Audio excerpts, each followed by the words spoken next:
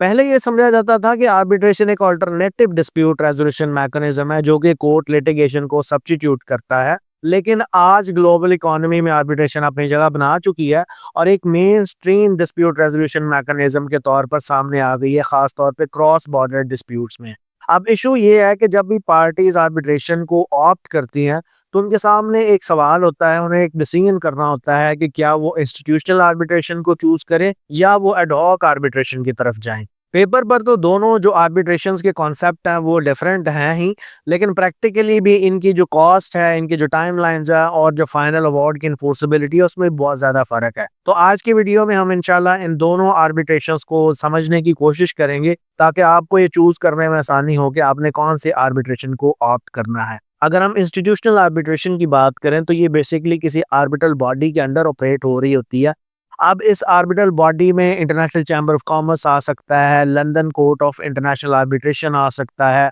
Singapore International Arbitration Centre आ सकता है, हांगकांग इंटरनेशनल आर्बिट्रेशन सेंटर आ सकता है। अब ये जितने भी आर्बिट्रल बॉडीज हैं, जितने भी इंस्टीट्यूट्स हैं, इनके बेसिक फीचर्स ये हैं कि ये अपने रूल्स ऑफ प्रोसीजर प्रोवाइड करते हैं, जो अपॉइंटमेंट ऑफ आर्बिट्रेटर्स हैं उनको मैनेज करते हैं और खास तौर पे जो टाइमलाइन है केस की उसको बहुत क्लोजली मॉनिटर कर रहे होते हैं। अब अगर हम इंस्टीट्यूशनल आर्बिट्रेशन के एडवांस फीचर्स की बात करें तो बेसिकली ये हमें इमरजेंसी आर्बिट्रेटर्स की फैसिलिटी भी प्रोवाइड करता है। उसके अलावा कंसोलिडेशन ऑफ डिस्प्यूट की भी फैसिलिटी इसमें है कि अगर आपके कोई पैरेलल डिस्प्यूट है तो वो अंडर इंस्टीट्यूशनल आर्बिट्रेशन उनको कंसोलिडेट कर दिया जाए। फिर इसी तरह से जो छोटे केसेस हैं, स्मॉल क्लेम्स हैं, उनको एक्सपेडिशियसली बहुत तेज़ी के साथ सॉर्ट आउट करने की ऑप्शन भी आपके पास होती है अंडर इंस्टीट्यूशनल आर्बिट्रेशन। और इसके अलावा international chamber of commerce award scrutiny की ऑप्शन भी देता है ताकि अवार्ड फाइनली इशू होने से पहले एक दफ़ा इंटरनेशनल चैम्बर ऑफ कॉमर्स के जो एक्सपर्ट हैं उसे देख लें ताकि जो उसकी रिजेक्शन का रिस्क है वो कम से कम किया जा सके।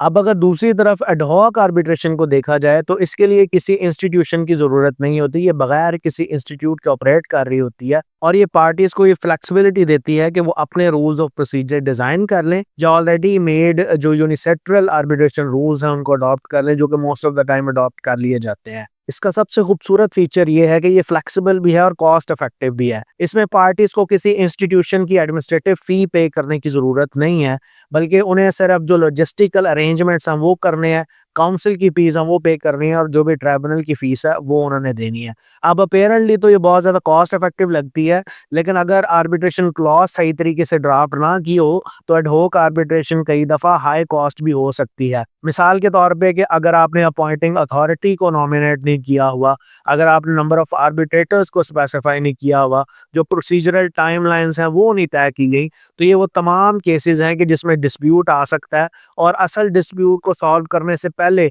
आपको ये सॉर्ट आउट करना होगा कि ट्राइब्यूनल कैसे बनाया जाए। और ये वो डिस्प्यूट हैं जिनकी वजह से पार्टीज कोर्ट में चली जाती हैं और कोर्ट में फिर वो कॉस्ट बेयर करती हैं, जिस कॉस्ट और जिस टाइम को बचाने के लिए उन्होंने आर्बिट्रेशन को चूज किया था। तो ऐसे डिस्प्यूट्स को अवॉइड करने के लिए आमतौर पे परमानेंट कोर्ट ऑफ आर्बिट्रेशन को as a neutral appointing authority designate कर दिया जाता है ताकि ट्रिब्यूनल से रिलेटेड जितने भी इश्यूज हैं उनको इफेक्टिवली रिजॉल्व किया जा सके। ये तनकीद बजा है कि जो इंस्टीट्यूशनल आर्बिट्रेशन है वो हाई कॉस्ट होती है as compare to ad hoc arbitration, लेकिन इस मसले को हल करने के लिए इंटरनेशनल चैम्बर ऑफ कॉमर्स ने कॉस्ट कैलकुलेटर्स मुतारफ कराए हैं, जिसकी मदद से पार्टीज एक ट्रांसपेरेंट एस्टिमेशन ले सकती हैं और उस हिसाब से अपना बजट प्लान कर सकती हैं ताकि वो किसी भी अनएक्सपेक्टेड सरप्राइज से बच सकें, जबकि ऐसी कोई फैसिलिटी एडहॉक आर्बिट्रेशन में आपके पास अवेलेबल नहीं है।